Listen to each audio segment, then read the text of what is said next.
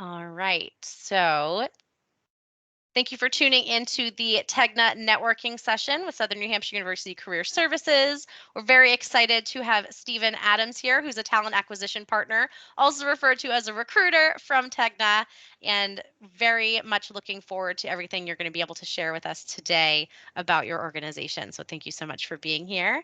And I will go ahead and hop over to just a note for anyone watching this as a recording that you can always connect with Southern New Hampshire University Career Services at cocecareer@snhu.edu or call 888-672-1458. But again, without further ado, Stephen Adams from TEGNA, please take it away. Well, thank you so much. I really, really appreciate you having me here. Let me see if I can share this momentarily as I'm waiting for this slide to pop up. Again, my name's Steven. I started my career as a TV reporter at a couple different stations, ended up in news management. So we're in the media communications field, most recently as managing editor of the CBS station in Tampa, Florida, where I still live. And about a year and a half to 2 years ago, I switched into talent acquisition. I switched into recruiting for the company the company I work for here at TEGNA, which owns 64 TV stations across the United States. So we are primarily a news journalism organization, but we also do a lot more. So we'll kind of get into it here just with a look at where we're located. So like I said, we have 64 TV stations across the US, and here's a look at where they are on a map. We are the largest owner of affiliates, NBC, CBS, ABC, and Fox, in the top 20 markets in the United States. So we own a lot of the TV stations that if you're a reporter or a producer or a photographer of some sort or a digital content creator, where you might either end up and enjoy for the rest of your life, or you may use as a stepping stone to get that network job. People like Hoda Kotb have been through not one, but two of the stations we currently own.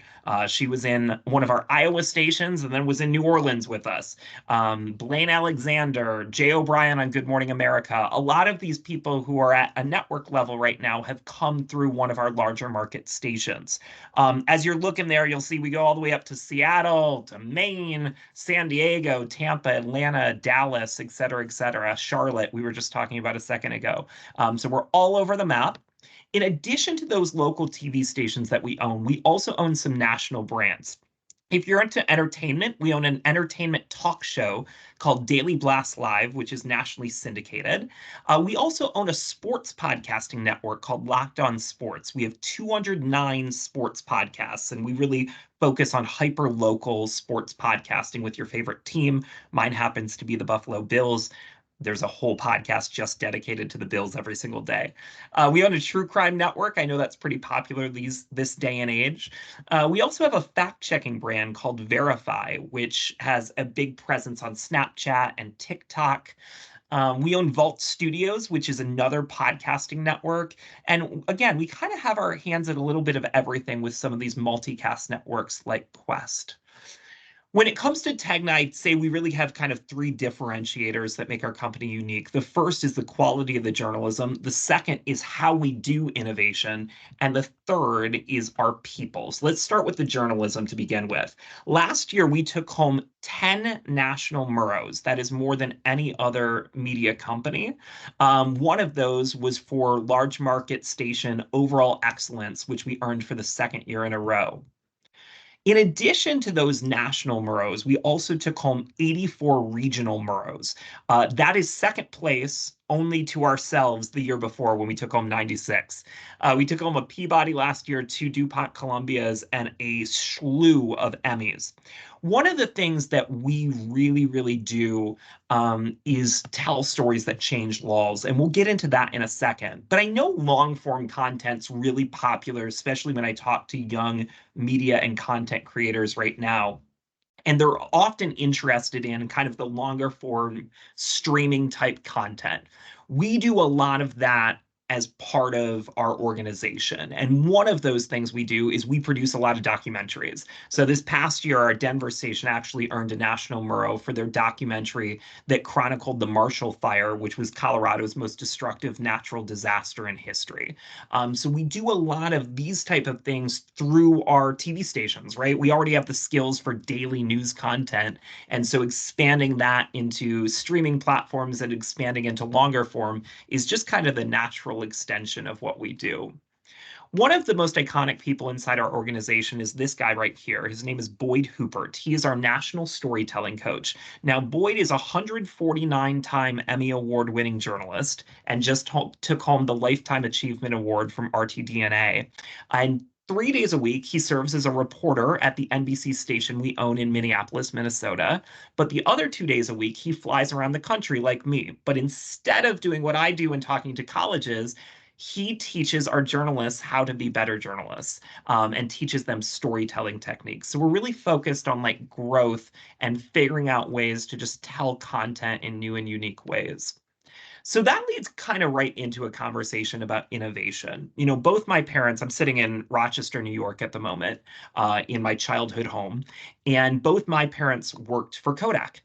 And being in this town of, a company that had 60,000 plus employees, and watching as a company that invented the digital camera proceeded not to see it as the future and collapsed really had an impact formatively for me and my family and everyone I knew.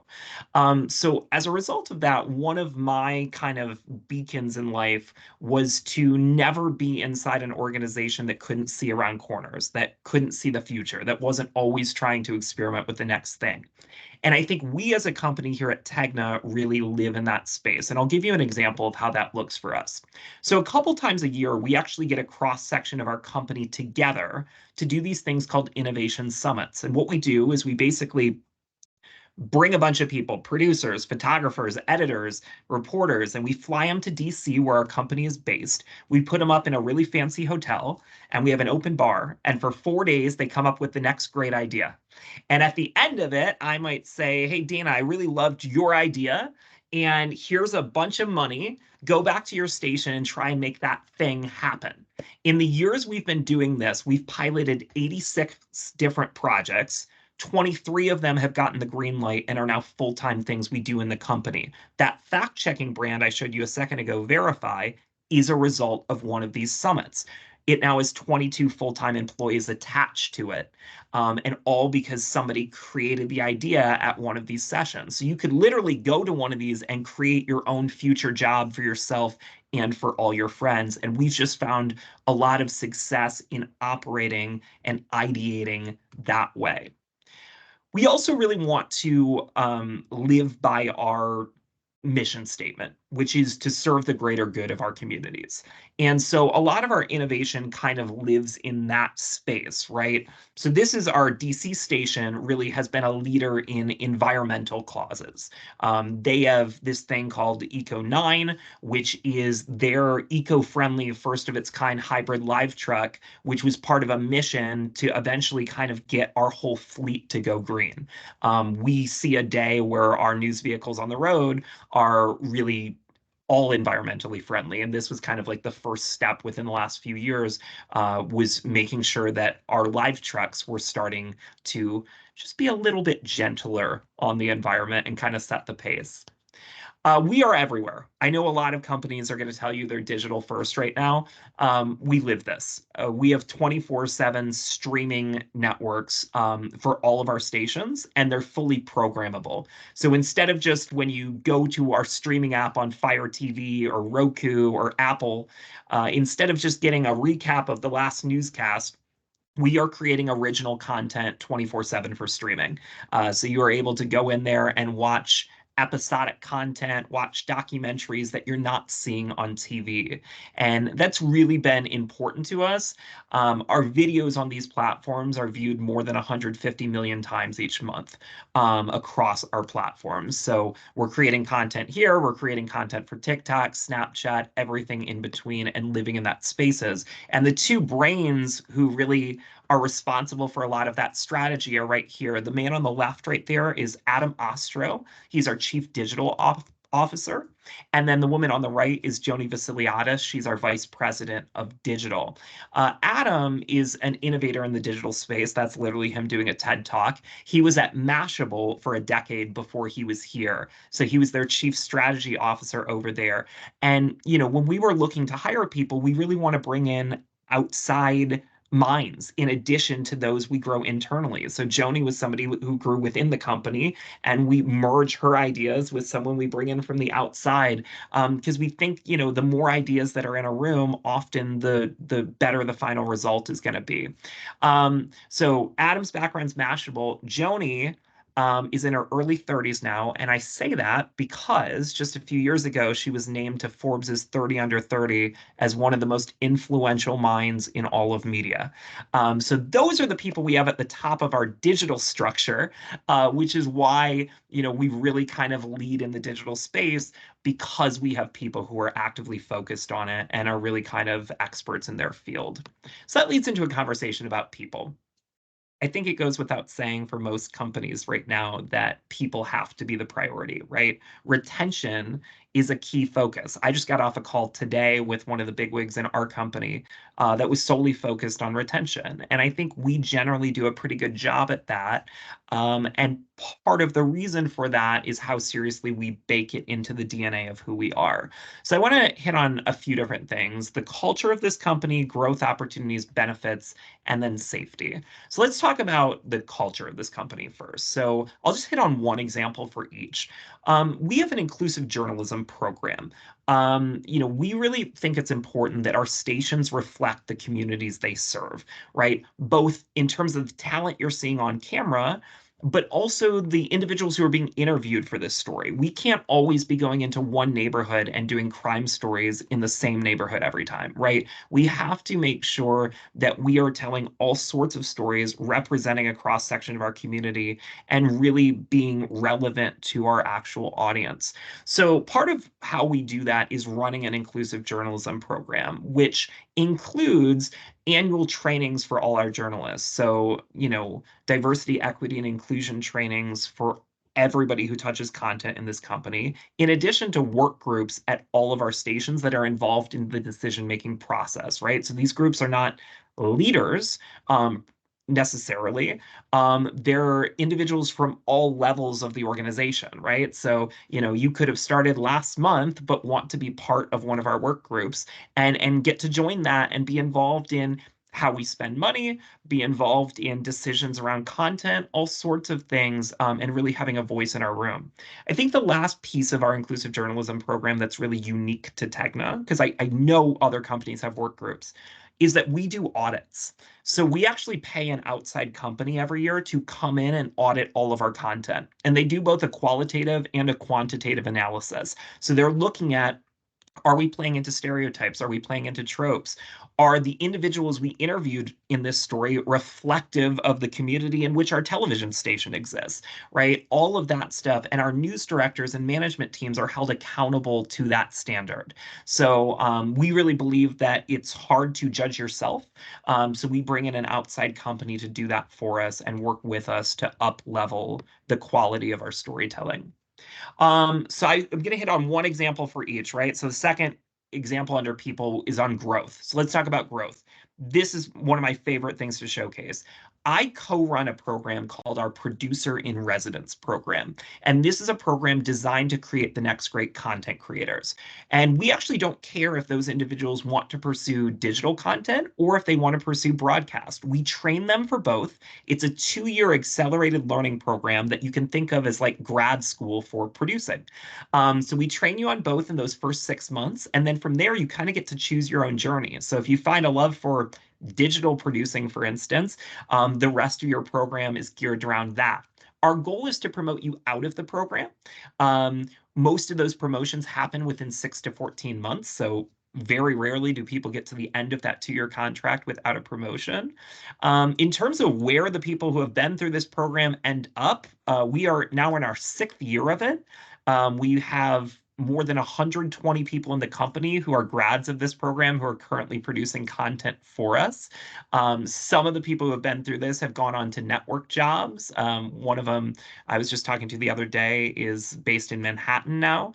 Others are producing in some of our largest markets like Atlanta. The two individuals in this photo, I was involved in both their trainings. In the foreground is Samantha Spinacci, who did training with us in Tampa and is now a producer of television in Sacramento for us. And then in the background is Alexa Fuenmayor, who also did her training in Tampa, but ended up as a TV producer on the morning show that we run on the NBC station in Phoenix. Um, Again, our people go places. Here's just a few of our friends who are now at Network. Jay is a personal friend of mine. We actually went to college together and both ended up joining TEGNA. And just got his job at Good Morning America within the last year or so. Let's talk about benefits for a second. We really, really believe in work-life balance. We are looking at 3 weeks of PTO in your first year plus 9 paid holidays. That goes up to 4 weeks in year 3, 5 weeks in year 5. We have 2 robust healthcare plans through Blue Cross Blue Shield, but whether or not you choose to be on our healthcare plan, we do think it's important that you get free mental health coverage regardless. So we will pay for things like therapy appointments for you if you come to work for us. And that is, again, whether you choose to be on our other healthcare plans or not. We also do tuition assistance. There are a number of people who have been through this company who have gone on to get a master's degree or a PhD while they're working for us, and we help pay for that. We are at $20 minimum wage in our smallest market. So if you go to Abilene, Texas, that might be the starting rate in a particular job in that market. We also do 2-for-1 donation matching. So if there's a cause you care about, maybe it's the local animal shelter, and let's say you donate $100 to the animal shelter, we will throw in $200 for you and make a $300 contribution in your name. Our 401k plan vests immediately on day one, so you don't have to worry about that long term. And we also have all sorts of discounts for you, whether it's on airfare, gym memberships, theme parks, anything you can think of, we probably have it covered. I do want to hit on security and safety. Now, for those of you who don't have an interest in going into TV news, I apologize. This is probably extra information that you don't need. But for those of you who are interested in us for that reason, it's top of mind right now. Journalists are a target. Um, they just are. And so we take safety and security very seriously. And my example for that is this man right here. This is Marcus Snipe. He is our head of security and safety in TEGNA, who does a lot of the work in terms of not only hiring security when we want security to be traveling with our teams, maybe that's election day or when we're covering protests or something like that, but a lot of that work is pre-work. It's thinking about situational awareness. It's taking precautions to make sure our crews aren't in unsafe places to begin with. And I won't get into all the details of that right now, but we do regular trainings on that as an organization to make sure that our teams always feel comfortable in situations and know how to get out of them if they don't. For background, Marcus was a 25-year member of the U.S. Secret Service on a presidential protection detail. And after that, he became head of global security for the NBA. So his background before he came to us is about as good as it gets in terms of the job he does. And we're just super grateful to have him with us. I want to hit on a couple last points before we move on. I mentioned a second ago that our purpose is to serve the greater good of our communities. And we really, really kind of take that mission seriously, that we want to give back. When I think about how that looks, it's stories like this, right? The news doesn't need to be a litany of tragedy. It doesn't need to be something that makes everyone sad every day, right? We are responsible for reflecting our communities, and part of that is giving them hope and uplifting them. For stories like this, stories that uplift people and unify communities. We also, give back by making our communities better for everyone who lives in it. Our investigations on a regular basis change laws. We were nominated for 2 Peabody Awards for investigative journalism last year. Both were for stories that changed laws. One of those was for our Minneapolis station's year-long series and primetime special on how violent criminals who were deemed too mentally ill for trial were being released without supervision and murdering people. And it was citing our findings that state lawmakers went on to pass these sweeping reforms. Meanwhile, out in Sacramento, it was our station's 5 episode investigation about abuse by a state agency that was supposed to be protecting Californians with disabilities that led to first of its kind legislation, making it easier for people to terminate conservatorships. You probably hear about conservatorships a lot right now in light of the Britney Spears news. While that certainly made a lot of headlines, it's our work on the other side that's sitting here changing laws.